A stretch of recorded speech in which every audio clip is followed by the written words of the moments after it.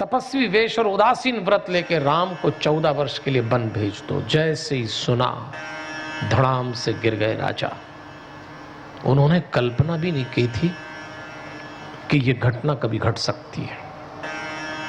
रोने लगे, हृदय का रक्त संचार विपरीत दिशा में बहने लगा, आंखें डूबने लग गई।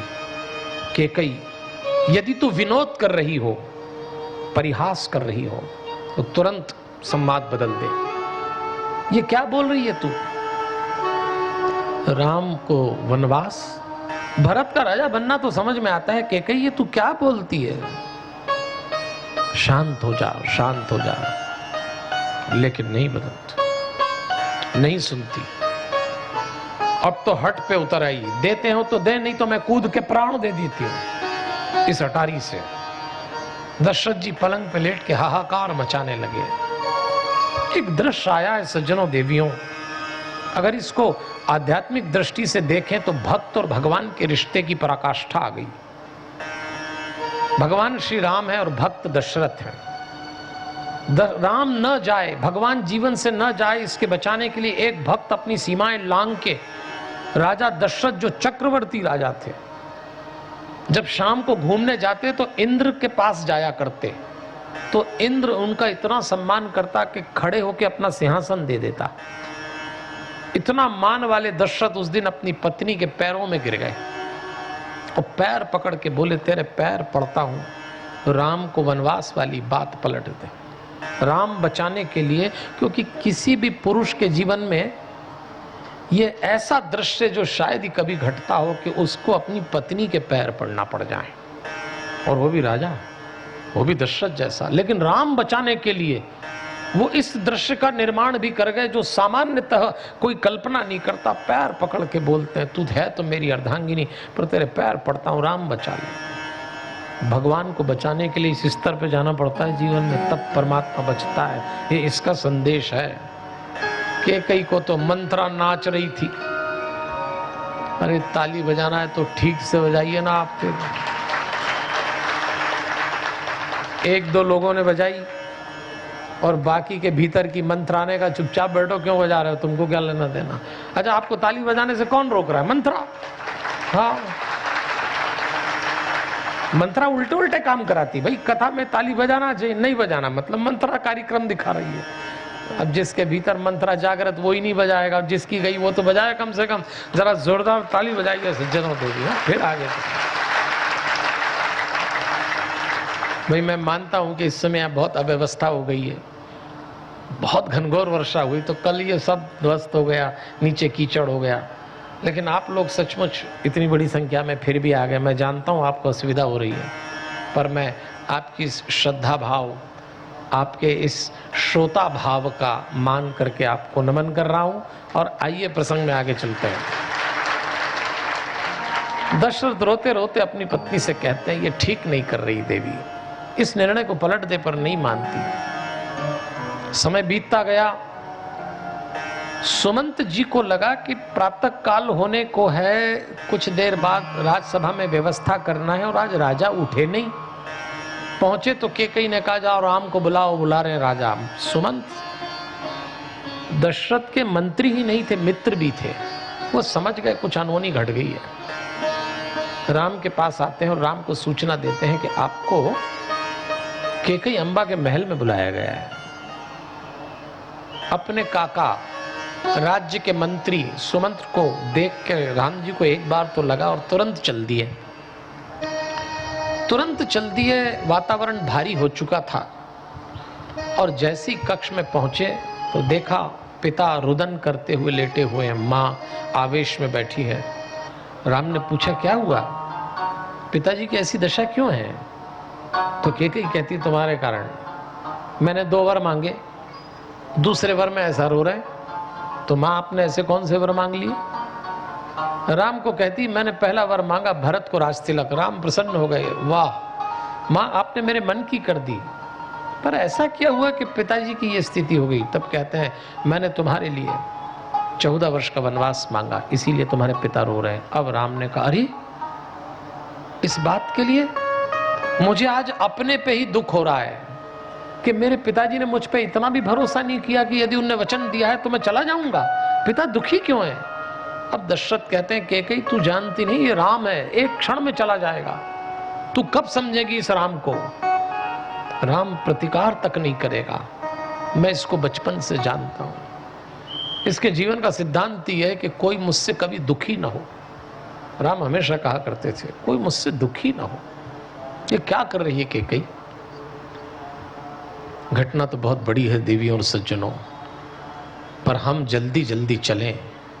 प्रणाम किया और निकल चले राम। दशरथ रोते रहे। राम सोच रहे थे वन को तो चलना है, राम निर्णय हो चुका है, लेकिन 14 वर्ष के लिए वन जाना है, ये बात जो भी सुनेगा मुझे रोकने का प्रयास करेगा, उदास होगा, सबको समझा भी दूंगा मैं, लेकिन मां कौशल्या को कैसे समझाऊंगा? भारी कदमों से अपनी मां के कक्ष की ओर चल रहे हैं। और जब मां के कक्ष में पहुंचे तो कहते हैं उस समय कौशल्या जी भगवान शिव का अभिषेक कर रही थी और आज बहुत प्रसन्न थी। बहुत प्रसन्न इसलिए थी कि कौशल्या जी को आज याद आ रहा था कि मैंने अपने पति से ये वर मांगा था। ऐसा कहते हैं कि कौशल्या जी ने अपने जीवन में अपने पति दशरथ से कभी कोई मांग ही नहीं की थी। तो एक बार दशरथ जी ने कौशल्या जी से कहा था कि देवी मुझे याद नहीं आता कि हमारे दाम्पत्य में आपने कभी कुछ मुझसे मांगा हो, जबकि अर्धांगिनी का अधिकार होता है कि वो अपने सुहाग से साधिकार कुछ मांग ले। आप कुछ मांगिए। तो कौशल्या ने कहा था यदि आप देना ही चाहते हैं तो मैं आपसे एक बात मांगती हूं। जन्म देने के बाद जब राम का लालन पालन हुआ और राम आज इतना बड़ा हो गया कि राजा बन गया, मैंने कभी राम को ठीक से देखा और छुआ नहीं है, क्योंकि महाराजा राम का लालन पालन कैकेयी ने किया था। कैकेयी राम को इतना प्रेम करती कि हमेशा उठा के ले जाती, और कौशल्या इतनी विदुषी और इतनी संकोचशील थी कि कभी ये कह भी नहीं पाती कि थोड़ी देर के लिए मेरा बेटा मुझे सौंप दो। कौशल्या कहती है अपने पति से कि मेरा बेटा, मेरा राम इतना बड़ा हो गया, मैंने उसको कभी ठीक से देखा नहीं है, यदि आप देना ही चाहती हैं तो एक वर दे दीजिए। जिस दिन राम राजा बने उस दिन उसका श्रृंगार मैं अपने हाथ से अपने सामने बैठा के करूं, कम से कम देख तो लूंगी राम को, पुचकार तो लूंगी, छू तो लूंगी। कौशल्या ने जब ये वर मांगा, चक्रवर्ती दशरथ के नेत्र भीग गए। देवी ये क्या किया आपने? जो हो गया सो हो गया, लेकिन मैं आपको ये आश्वस्त करता हूं कि जिस दिन राम राजा बनेगा उस दिन उसका श्रृंगार आप करेंगी। तो आज कैकेयी के महल में कैकेयी आवेश में, सुमित्रा चिंतन में और कौशल्या प्रतीक्षा में थी। राम आने वाला है, मैं राम का श्रृंगार करूंगी, आज खूब राम को देखूंगी। और राम प्रवेश कर जाते हैं। जैसे ही राम प्रवेश करते हैं कौशल्या खड़े होती हैं और कहती हैं राम तुमने विलंब कर दिया, थोड़ी देर बाद राज तिलक का मुहूर्त है, मैंने तेरे पिता से वचन लिया है, मैं तेरा श्रृंगार करूंगी अपने हाथ से, बैठ जा राम। राम मां को देख के सोचते हैं इसको क्या कहूं, कैसे बताऊं इसको, कैसे समझाऊं? मां तो समझने को तैयार भी नहीं होगी। आप जरा सोचिए, वो राम है जो मर्यादा पुरुषोत्तम के रूप में इस संसार में जाने गए, पर आज मां के सामने निरुत्तर थे, नतमस्तक थे। और कौशल्या कहती है बैठ, तेरा श्रृंगार करने वाली हूं आज। राम तू कितना बड़ा हो गया देखते ही देखते, मैंने तो तुझे कभी ठीक से निहारा भी नहीं है। तो राम मां का हाथ पकड़ के कहते हैं मां सुनिए मेरी बात। कौशल्या कहती है मैं किसी की बात नहीं सुनूंगी, आज तो तेरा श्रृंगार करूंगी। और जैसी हाथ बढ़ाया, अब तो राम ने कठोरता से हाथ पकड़ा, मां एक बार मेरी बात तो सुनिए। अब कौशल्या का लगा कि राम ऐसा आचरण कभी नहीं करता, हाथ पकड़ लिया। तो पूछती है क्या बात है राम, कुछ कहना चाहते हो?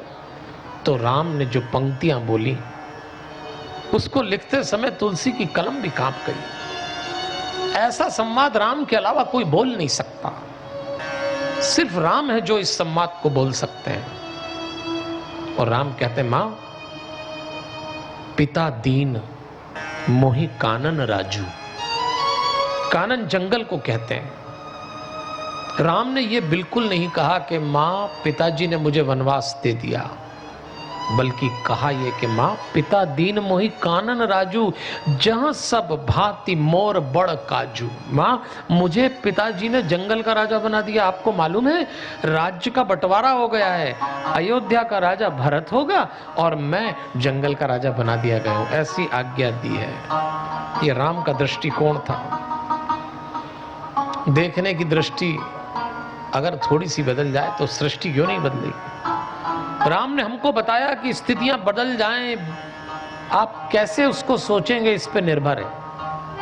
कहने वाला कह सकता था मुझे वनवास मिला, पर कहा जा रहा है मुझे भी राज दे दिया, आधा राज। लेकिन बूढ़ी कौशल्या समझ गई, तुरंत पूछती हैं, बता राम कौन खड़ा हो गया इस अयोध्या में जिसने निर्णय बदला दिया।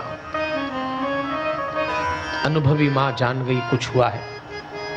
राम कहते हैं मां की आज्ञा है, कैकेयी मां की आज्ञा है तो मुझे वन जाना है। तब कहती है कौशल्या, पिता की आज्ञा होती तो मैं निर्णय बदला देती, पर मां की आज्ञा है तो जाओ बेटा, 100 अवध बराबर तेरे लिए एक जंगल होगा। यह है कौशल्या। तुरंत कह देती जा। जरा विचार करिए, यदि उस दिन कौशल्या जी खड़ी हो गई होती और कहती कि चल कौन होती है कैकेयी तुझे वन भेजने वाली, तो जिस रघुवंश को आज हम घर घर पूज रहे हैं उस रघुवंश का इतिहास ऐसा नहीं होता। एक औरत के त्याग ने इस रघुवंश को घर घर पूजा दिया। उसके पीछे कौशल्या का त्याग। मां क्या करती है, इसीलिए परिवार के केंद्र में यदि मां बची है या किसी भी औरत के भीतर की मां बची है, वो परिवार बचेगा। परिवार टूटता ही तब है जब कोई भी स्त्री अपने भीतर की मां को मार डालती है। पुरुष परिवार नहीं बचा पाएंगे। पुरुष परिवार चला लेंगे, पर बचाने की नौबत आएगी तो एक मां होगी जो बचाएगी। स्त्री का त्याग जोड़ता है परिवार को। बस कौशल्या राम से कहती है, तो तुझे वन तो जाना ही है बेटा, तू जा, मेरा आशीर्वाद है। बात तो बड़ी लंबी है। अब तो कौशल्या को थोड़ी देर बाद जब ध्यान आया मेरा बेटा चला जाएगा, तो कहती मैं भी तेरे साथ चलूं। और उसी समय सूचना मिल गई सीता जी को, वो भी आ गई महल में। अब यहां कौशल्या जी हैं, यहां राम जी खड़े, यहां सीता जी आ गई। एक नया त्रिकोण आरंभ हो गया सज्जनों देवियों। सास, बहू और बेटा, ये त्रिकोण कई घरों में बनता है और इस त्रिकोण के कारण कई घर निपट गए। आप देखना, कई घर इसी में निपटे। इधर सासू जी कह रही हैं कि बेटा अगर तू जाना चाहता है तो जा, पर सीता हमारे लिए छोड़ जा, हमारी सेवा करेगी सीता। और तो और कहती है सीता का लालन पालन तो हमने ऐसा किया, नयन पुत्री करी प्रीति बढ़ाई, अपनी नैनों की पुतली की तरह सीता को रखा है। सास बहू के संबंध देखना जरा कितने मधुर रहे होंगे। तो सासू जी कहती हैं बहू यहीं रह जाए। सीता जी इस बात को ध्यान से सुन रही हैं। सीता जी अपने नाखूनों से पृथ्वी खुरेद के विचार कर रही हैं, क्या बोलूं। वो जाना चाहती थी राम के साथ, और राम जी के सामने धर्म संकट की मां कह रही है तेरी घरवाली को यहीं छोड़ दे। घरवाली कह रही मैं आपके साथ चलूं तो बेटे के सामने समस्या किसकी सुने। भाई यही त्रिकोण हर घर में है, मुद्दे अलग हो जाते हैं लेकिन बनता जरूर है। आदमी के सामने बेटे के रूप में समस्या यह है कि घरवाली की बात मान लो तो मां कहती कि लो 20-25 साल अपन ने पाला, गया काम से, किसी काम का ही नहीं रहा। ऐसा हो जाता। और मां की बात मान लो तो घरवाली कहती लो ये तो मम्मी की गोद से ही नहीं उतरे अभी तक, तो फिर हमको क्यों ले आए। इसमें भी गया। बड़ी समस्या है सज्जनों देवियों, वही नहीं अभी भी चल रही है, पर आप इस प्रसंग से इसका समाधान भी निकाल लेंगे। ये तो परिवार के राम दिए तुलसी ने। एक एक प्रसंग घरों में घट रहा है और उदाहरण के साथ समझा रहा है कि इससे निपटना कैसे, हर घर की कहानी। लेकिन जब सीता जी ने एक संवाद बोला, पिय वियोग सम दुख जग नाही, मां बहुत अच्छी बात है, मुझे सारे कर्तव्य करना है, पर इस संसार में किसी भी सौभाग्यवती स्त्री के लिए सबसे बड़ा दुख है अपने पति का वियोग। यदि ये चली गई मैं रह गया। पिय वियोग सम दुख जग नाही, एक इशारे में कह दिया उसने। सासू जी समझ गई जाना चाहती है, विड्रा कर गई सासू जी तुरंत। बस यही तो बात है। घर गृहस्थी में यदि आप सामने वाले सदस्य की मनोवृत्ति पहचान जाएं और अपने निर्णय के अहंकार, मैंने कहा है तो ऐसा होना ही चाहिए, इस भाव को जरा सा विड्रा कर ले, घर टूटने से बच जाएगा। कौशल्या जी ने कहा ठीक है, वो समझ गई ये जाना चाहती। और राम ने देखा, देखी दशा रघुपति जी जाने, हटी राखे नहीं राखो प्राणा। राम जी समझ गए, देखी दशा रघुपति जी जाना। अपनी पत्नी की दशा देख के राम जी समझ गए कि यदि मैंने इसको हठ पूर्वक अयोध्या में छोड़ा तो ये प्राण दे देगी। लेकिन प्रतीक्षा कर रहे थे और तीनों की एक समझ बनी और परिवार टूटने से बच गया। यही दृश्य जब हमारे घरों में हो, अपने अपने अहंकार, अपने अपने हट को पीछे खींच लीजिए। घर जिद से नहीं चलता, घर समझौते, अपनेपन और प्रेम से चलता। तीनों ने समझौता कर लिया, ठीक है देवी आप चलिए। सीता जी तैयार हुई और राम जी जानते थे कि अभी एक झंझट और बची है। और फिर आए लक्ष्मण जी, उनको पता लगा ये तो वो तो आवेश में आए। राम जी ने कहा लक्ष्मण तुम्हें सूचना मिल गई, हमको जंगल जाना है। सूचना क्या करे लक्ष्मण, सूचना का अभी तो धनुष बाण पे हाथ चल रहे हैं उनके, किसी को नहीं छोड़ूंगा, कैसे हो सकता है ऐसा। अरे भगवान समझ गए। उन्होंने कहा लक्ष्मण धैर्य रख, वन को जाना तो है, कोई नहीं है यहाँ। पिता बीमार जैसे हो गए, माँ थक गई हैं और भरत और शत्रुघ्न यहाँ नहीं है और मैं भी जा रहा हूं, तो तुम्हारे ऊपर दायित्व बढ़ गया, अब तुम यहीं रहो और इन सबको संभालो।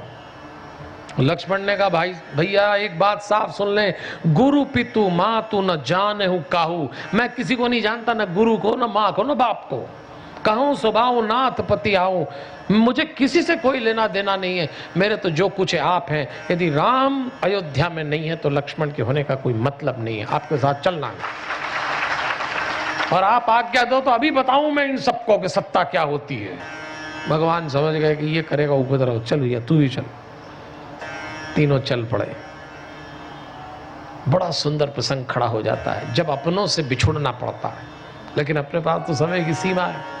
जब राम जी जाने लगे, सबको प्रणाम किया, तपस्वी वेश पहना, सबकी आंख में आंसू। अयोध्या के कुछ लोग बोले हम आपके साथ जाना चाहते हैं, हमको साथ ले चलो। भगवान ने कहा तो चलो। लक्ष्मण जी ने कहा इन सबको क्यों ले चल रहे? भगवान ने कहा इच्छा है तो चलो। तमसा नदी के तट पर जब पहली रात गुजारी, रात हुई, सब सो गए, सुबह भगवान उठे। भगवान ने कहा चलो सीधे चल दो, इनको सोने दो, यहां इनको मत उठाओ। और राम उनको छोड़ के चले गए। सब सो रहे और राम जी जा चुके थे। बाद में भगवान से किसी ने पूछा कि अयोध्या के लोग आपके साथ आए और आपने उनको सोता हुआ छोड़ दिया, आप उनको अपने साथ लेके नहीं गए? भगवान ने कहा भैया मेरे साथ जिसको चलना है उसको नींद का त्याग करना पड़ेगा। जो सो जाता है मैं उसको छोड़ के चला जाता हूँ।